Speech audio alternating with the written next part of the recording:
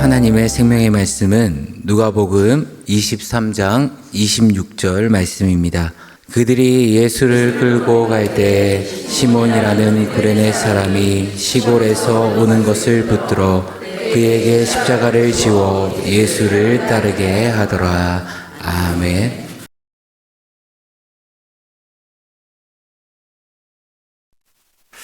네, 귀한 찬양 감사합니다. 특별 새벽 기도의 기간을 보내고 있습니다.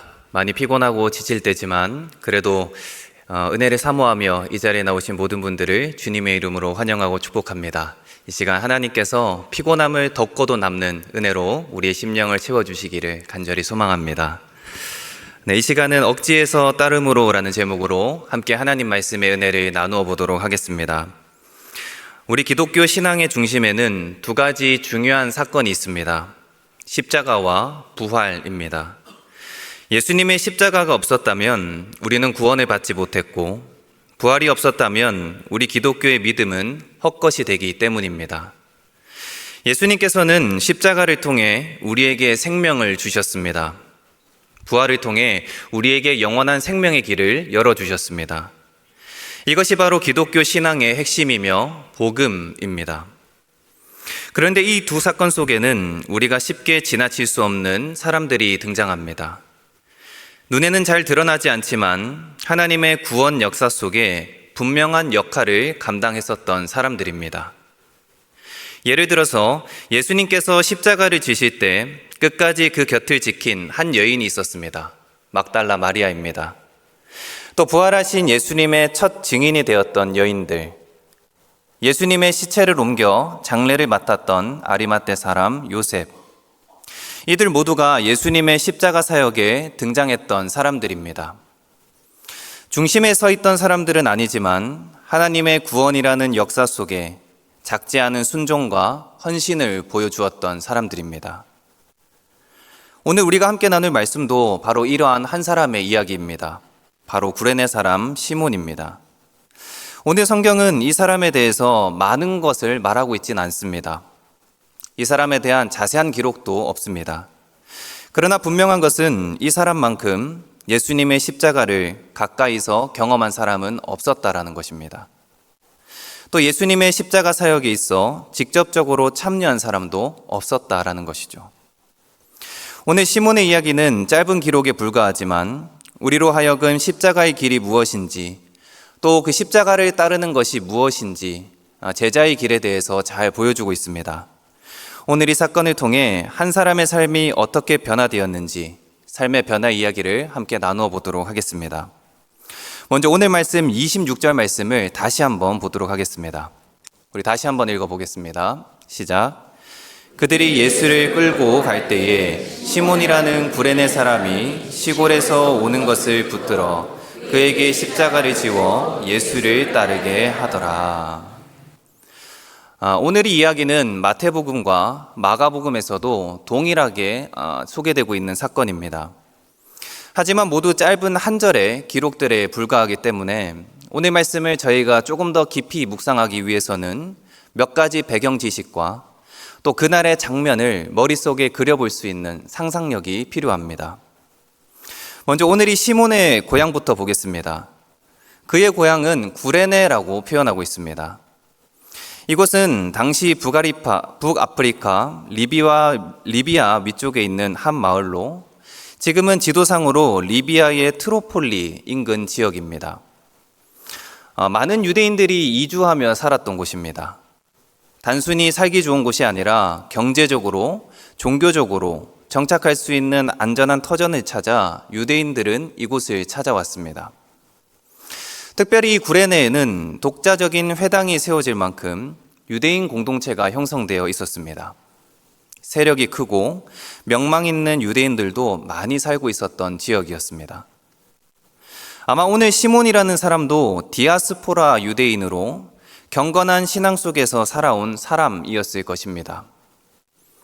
오늘 그의 이름과 그의 행적이 이 사실을 뒷받침해 주기 때문입니다. 먼저 시몬이라는 이름은 유대식의 이름입니다. 히브리어로 시므온이라는 이름에서 온 것으로 이 이름은 듣다라는 동사, 이 샤마에서 파생된 이름입니다. 그러니까 이 이름의 뜻은 들으심 또는 하나님께서 들으셨다라는 의미를 가지고 있는 것입니다. 그리고 지금 그가 예루살렘으로 올라온 목적은 무엇입니까? 절기를 지키기 위해 올라왔습니다. 당시 유대인들에게는 하나님께서 정해주신 3대 절기가 있었습니다. 유월절, 초막절, 칠칠절입니다. 이때가 되면 각지에 흩어졌던 유대인들이 하나님을 예배하기 위해 예루살렘 성전으로 올라와 예배를 드렸습니다. 지금 이 기간은 유월절 기간으로 흩어졌던 유대인들이 예루살렘으로 모여들기 시작하는 기간입니다. 그런데 거리가 보통 거리가 아니었습니다. 구레네에서 예루살렘까지는 무려 1500km. 걸어서 왔다면 30일은 꼬박 걸어야 도착하는 거리일 것입니다. 절기를 지키기 위해 그 거리를 올라온 것만 보아도 이 사람은 하나님을 향한 열심이 있었고 경건한 사람이었음을 짐작해 볼 수 있는 것입니다. 그런데 오늘 이 사람이 예루살렘에 올라와 보니 분위기가 무언가 심상치 않았던 것입니다. 듣고자 하니 예수라고 하는 한 사람이 있는데 유대인의 왕이라는 제목을 가지고 십자가를 지고 골고다로 향하고 있다라는 것입니다. 오늘 시몬은 예수님에 대해서 알고 있었겠습니까? 아마 몰랐을 것입니다. 그에게 예수님은 낯선 분이었고 여기까지 오면서 큰 관심도 없었을 것입니다. 단지 그는 하나님을 예배하기 위해서, 절기를 지키기 위해서 그곳을 방문했을 뿐이었습니다. 하지만 오늘 그에게 어떤 일이 일어나게 되었습니까? 길목에 서 있던 그에게 로마 병사가 지목하여 예수님이 지던 십자가를 대신 지게 하였던 것입니다. 한번 생각해 보십시오. 6월절이 되어서 절기를 지키기 위해 먼 길을 걸어왔습니다. 그곳에 도착하기까지 이 사람이 얼마나 많은 계획과 생각들을 하면서 이곳을 방문했겠습니까? 하나님의 성문도 구경하고 성전도 구경하고 간만에 동네랑 시장도 구경하고 할 일이 너무나도 많았을 것입니다. 하지만 오자마자 그에게 주어진 것이 무엇이었습니까? 십자가입니다. 오늘날 우리에게 십자가는 사랑과 구원의 상징입니다. 하지만 당시 유대인들에게 십자가는 저주의 상징이었습니다. 신명기 23장 23절에 의하면 나무에 달린 자는 하나님께 저주를 받았다라는 말씀이 있습니다. 그래서 유대인들은 나무에 달린 죽음 자체를 저주와 연결해서 해석하고는 했습니다. 또한 이 십자가는 로마가 사용했던 처형 방식으로 그 존재만으로 공포의 대상이었습니다. 그 자체만으로도 안겨주는 공포감과 두려움이 있었던 것이었습니다. 그런데 이 시몬이 지금 그 십자가를 거부할 수 있는 상황입니까? 그렇지도 않은 것입니다. 당시 로마 군인의 말은 절대적이었기에 이 말을 지키지 않을 시 심하게는 사형에 처할 수도 있었던 것입니다. 그래서 병행 본문인 마태와 마가복음에서는 이 상황을 향해 이렇게 묘사하고 있는 것입니다. 억지로 지워가게 하였다. 억지로 같이 가게 했다. 자원해서가 아니라 원치 않았지만 거부할 수 없어서 십자가를 지게 되었다라고 기록하고 있습니다. 지금 시몬은 아무런 관계가 없는 사람을 위해 군중들 앞에서 자신이 마냥 죄인인 것처럼 십자가를 대신 지고 가야만 하는 상황에 처하게 되었습니다. 만약 여러분이라면 이 상황 속에서 어떻게 하시겠습니까? 기쁨으로 십자가를 지시겠습니까? 아니면 억지로 십자가를 지시겠습니까? 물론 우리는 이 상황을 알기 때문에 그 자리에서 쉽게 고백할 것입니다. 주님, 제가 그 십자가를 지겠습니다. 이제 그 십자가를 저에게 넘겨주십시오. 이렇게 고백할지도 모르겠습니다. 그러나 오늘 시몬의 입장에서는 그날은 정말 운이 없는 날, 그것도 너무 불행한 하루의 시작이 되었던 것이었습니다. 기독교 작가인 필립 얀시가 쓴 책 중에 이런 책이 있습니다. 하나님, 제게 왜 이러세요? 라는 책입니다. 이 책의 서문에는 그의 개인적인 이야기가 소개되고 있습니다. 그가 첫돌이 되기 전에 아버지가 아프리카 선교사로 가기 위해 준비하던 중에 하나의 중환병에 걸리게 되었습니다. 폴리오 바이러스로 온몸이 굳는 병에 감염이 되었던 것입니다. 목 아래로 전부 마비된 채 호흡 보조기를 의지하며 간신히 숨을 쉬며 누워 있었는데 그래도 아버지의 미래 사역이 있었기 때문에, 하나님의 비전이 있었기 때문에 하나님께서 아버지를 데려갈 것이라고는 모두가 생각조차 하지 않았던 것이었습니다. 릴레이 기도로 연결된 수천 명의 사람들이 아버지의 건강을 위해 기도하기 시작했고, 가까운 사람들은 아버지가 곧 회복될 것이라고 믿었습니다. 그러나 기대와 달리 호흡기를 뗀 지 2주째 되지 않아 아버지가 세상을 떠나게 되었습니다. 결국 그는 아버지 없이 성장했고, 응답받지 못한 기도는 그의 머릿속에 이런 하나의 질문으로 맴돌게 되었습니다. 하나님은 왜 고통을 허락하시는가입니다. 그 질문을 담아 쓴 책 중 하나가 바로 하나님, 제게 왜 이러세요입니다. 그리고 다른 책, 하나님, 당신께 실망했습니다 라는 책을 통해서도 솔직한 신앙의 감정을 다루기도 했습니다. 저는 오늘 이 감정이 바로 시몬의 마음에 던져진 질문이 아니었을까, 이런 생각을 해보게 됩니다. 하나님, 제게 왜 이러십니까? 제가 무엇을 잘못했습니까? 우리도 그렇지 않습니까? 우리도 인생을 살다 보면 꼭 좋은 일들만 일어나는 것은 아닙니다. 살다 보면 어려운 일도 만나게 되고, 예상하지 못한 일, 피하고 싶은 일도 만나게 됩니다. 그때 우리가 마음속으로 던지는 질문이 이런 것 아니겠습니까? 하나님, 제게 왜 이러십니까? 왜 하필 저입니까? 왜 하필 지금입니까? 오늘 구레네 사람 시몬이 바로 그런 상황 속에 서 있었던 것이라고 생각을 합니다. 십자가를 진다는 것은 한 번도 생각해 보지 않은 일이었습니다. 인생에서는 결코 일어나서는 안 되는 비극적인 사고라고 생각을 했을 것입니다. 이 시몬이라는 사람은 십자가를 지기까지 준비할 시간도 없었습니다. 져야 되는 이유와 설명도 없었습니다. 그저 지나가는 인생의 한복판에 십자가를 지게 된 것이었습니다. 여기서 우리는 한 가지 이런 중요한 질문을 던지게 됩니다. 지금 시몬은 억지로 십자가를 지게 되었습니다. 그렇다면 억지로 십자가를 진 것은 좋은 일이겠습니까? 아니면 나쁜 일이겠습니까? 억지로 주의 길에 따른다는 것은 좋은 일이겠습니까? 아니면 나쁜 일이겠습니까? 결론부터 말씀드리자면 억지로 십자가를 지는 것은 우리에게 필요한 과정, 우리에게 필요한 한 부분입니다. 우리는 억지로 하는 것을 가장 힘든 일이라고 여기며 살아갑니다. 억지로 하게 되면 내 상황이 불행하다고 생각하고 내 인생길이 마냥 무겁다라고만 생각이 듭니다. 우리 신앙도 마찬가지 아니겠습니까?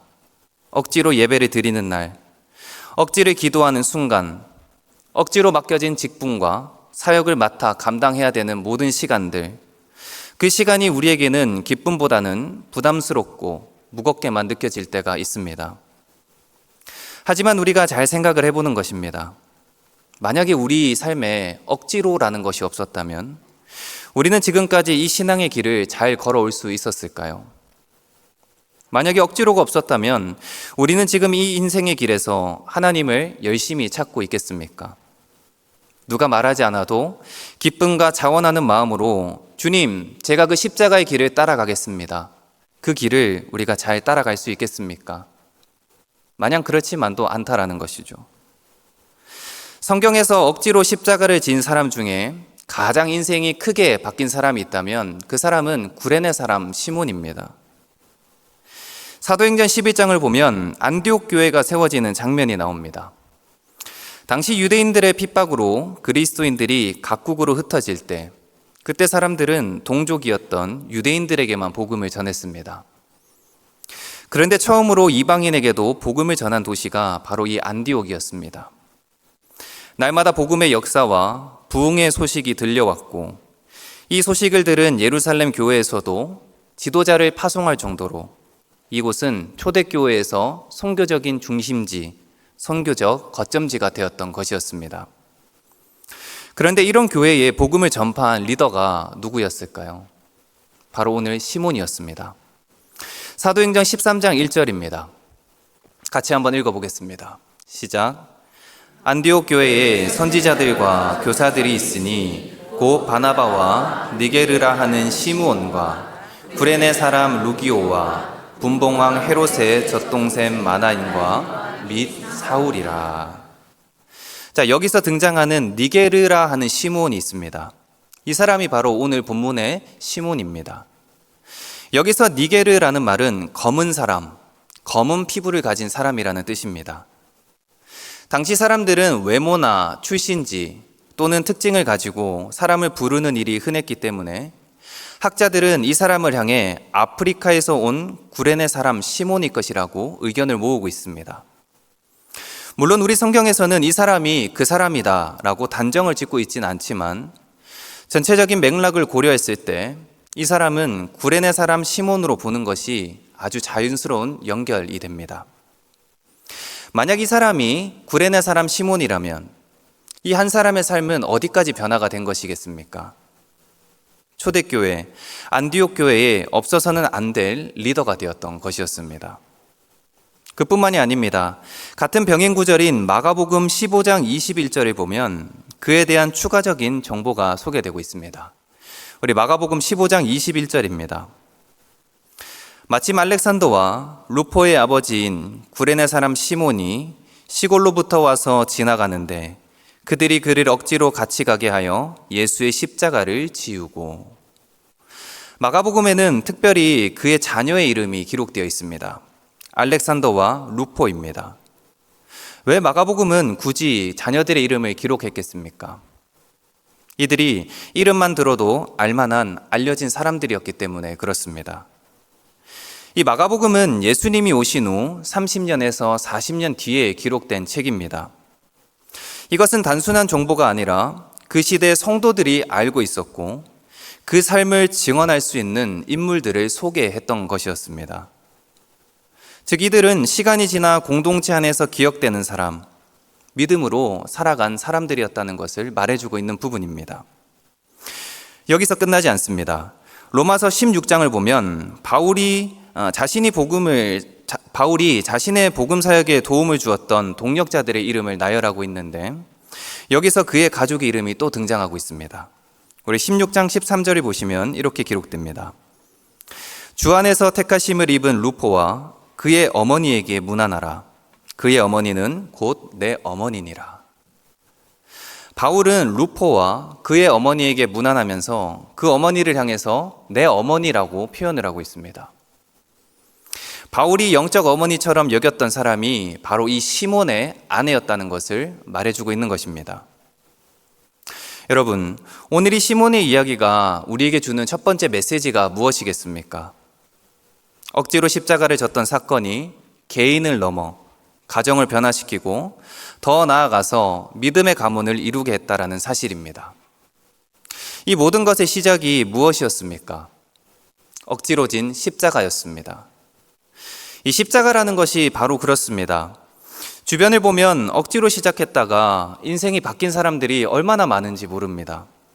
억지로 친구 따라 교회 왔다가 예수님을 만나 삶이 바뀌고, 억지로 성경 공부를 신청했다가 인생이 바뀌고, 억지로 수련회에 갔다가 인생의 방향이 바뀐 우리의 자녀들도 있습니다.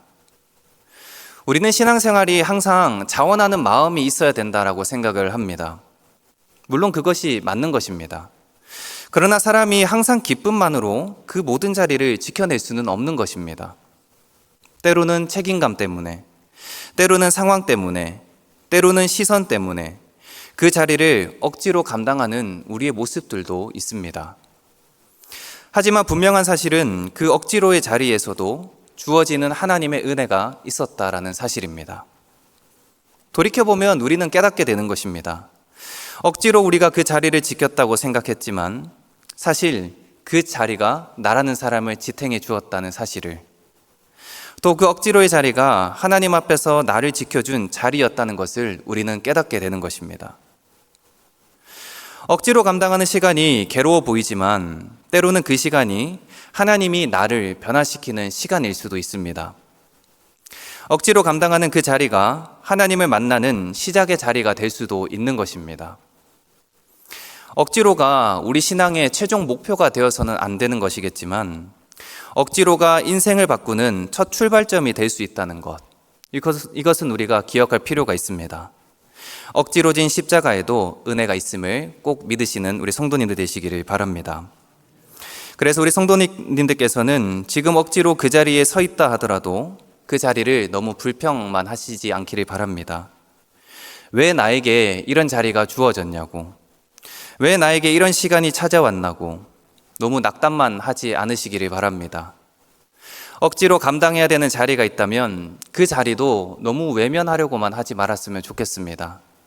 그 자리는 오늘도 하나님이 나를 부르시는 자리이며 그 자리를 통해 내 삶이 변화될 수 있는 하나님의 초청이 될 수도 있습니다. 그렇게 오늘부터 억지로의 은혜를 사모하는 우리 성도님들 되시면 어떻겠습니까? 억지로라도 하나님을 찬양하시고, 억지로라도 말씀을 들으시고, 억지로라도 기도의 자리를 지켜보시기를 바랍니다. 우리가 지금 특별 새벽 기도의 기간을 보내고 있습니다. 이제 3일이 남았습니다. 새벽을 깨워 나오시는 게 정말 힘들겠지만 그래도 주님께 한번 나와 보시기를 바랍니다. 엎드려 주님께 기도해 보시기를 바랍니다. 그럴 때 날 위해 준비된 그 은혜의 자리를 우리는 경험하게 될 것이고, 하나님이 저와 여러분들과 우리의 가정을 세우는 놀라운 은혜를 경험하게 될 줄로 믿습니다. 그리고 두 번째 메시지입니다. 오늘 시몬의 이야기를 묵상할 때 우리가 던져보아야 하는 또 다른 질문이 하나가 있습니다. 시몬의 가정이 어떻게 예수를 믿게 되었는가 하는 것입니다. 오늘 이 가정은 어떻게 예수를 그렇게 잘 따르는 가정이 될 수 있었던 것이었을까요? 그날 십자가의 길로 다시 한번 우리가 돌아가 보도록 하겠습니다. 지금 시몬은 예수님의 십자가를 지고 골고다 언덕을 오르고 있는 중입니다. 언덕에 도착해서는 십자가를 내려놓고 모든 장면을 다 지켜봤을 것입니다. 사람들이 예수님을 조롱하는 모습, 그들은 아무것도 모른다고 용서해달라는 예수님의 기도, 또 하늘을 향해 외치는 예수님의 소리도 모두 들었을 것입니다. 구레네 사람 시몬도 그날은 마음이 편하지만은 않았을 것입니다. 그러나 6월절이 지나고 그에게 한 가지 이런 소식이 들려왔던 것입니다. 그가 다시 살아나셨대. 그가 부활하셨대. 그가 바로 하나님의 아들이셨대라는 소식이 들려온 것입니다. 그때 그의 모든 세계관이 바뀌게 되었던 것이었습니다. 십자가를 지는 그날 왠지 모르게 느껴졌던 마음속의 뜨거움, 그분의 숨소리를 듣고 가까이서 지켜보며 왠지 모를 마음속에 울컥함이 있었던 것이었습니다. 몸은 만신창이인데 왜 이렇게 저분은 끝까지 그 언덕으로 오르려고 하는 것일까?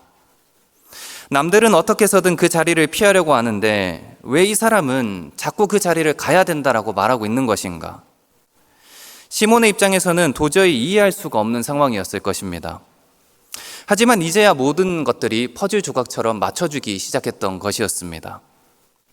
그 20kg 정도밖에 되지 않는 십자가는 사실 온 세상을 지고 가는 무게였다는 것을, 또 나는 억지로 십자가를 지고 있지만 그분은 나를 위해 십자가를 지고 가셨다는 사실을, 그리고 그 자리에 남아 제자들과 함께 기도하는 가운데 성령을 받았고 초대교회의 멤버가 되지 않았나, 저는 이렇게 합리적인 추측과 묵상을 해보게 됩니다.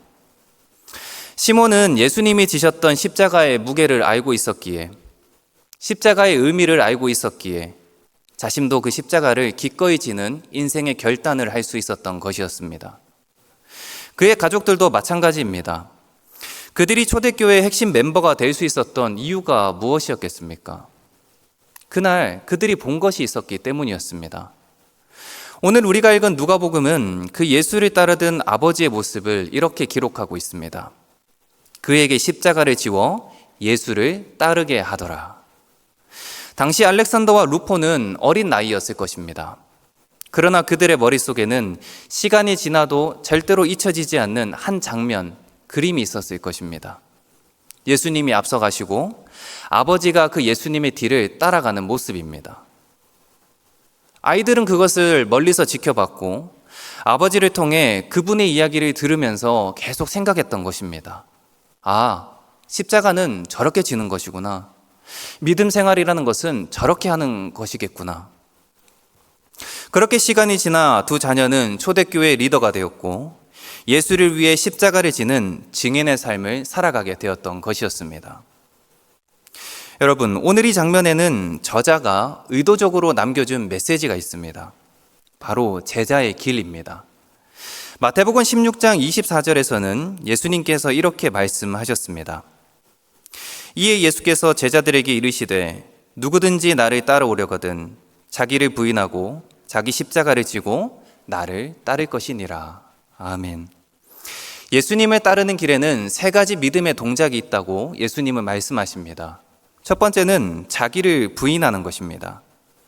자기를 부인하는 것은 자신을 비우는 것으로 제자의 길에는 반드시 이 비움의 과정이 필요합니다. 내가 여전히 살아있다면 그 길을 따라갈 수 없기 때문입니다. 그리고 두 번째는 자기 십자가를 져야 한다라는 것입니다. 우리 그리스도인들에게는 예수를 믿는 이유만으로 주어지는 각자의 십자가가 있습니다. 내가 지고 싶지 않아도 그분을 따르기에 져야 하는 억지 십자가들이 다 있는 것입니다. 예수를 믿지 않았다면, 그분이 내 삶에 찾아오지 않았다면 나는 참 편했을 텐데, 내가 예수 안에서 잘 살아보고 잘 믿어보려고 하다 보니 포기할 것도 많고 희생해야 될 것도 많고 손해와 눈치 봐야 될 것도 많은 것입니다. 이 모든 것들이 자기 십자가의 한 부분인 것입니다. 그리고 세 번째는 그분을 따라가는 것입니다. 내 삶에 주어진 십자가가 무겁다고 잠시 내려놓거나 번거롭다고 포기하는 것이 아니라 오늘 구레네 사람 시몬이 그래도 묵묵히 그 길을 따라갔던 것처럼 그분의 뒤를 바짝 쫓아 그와 함께 그 길에 동참하는 것, 그 예수님의 숨소리를 들으며 그분의 고난을 함께 짊어지는 것, 이것이 바로 예수님의 제자가 되는 길입니다.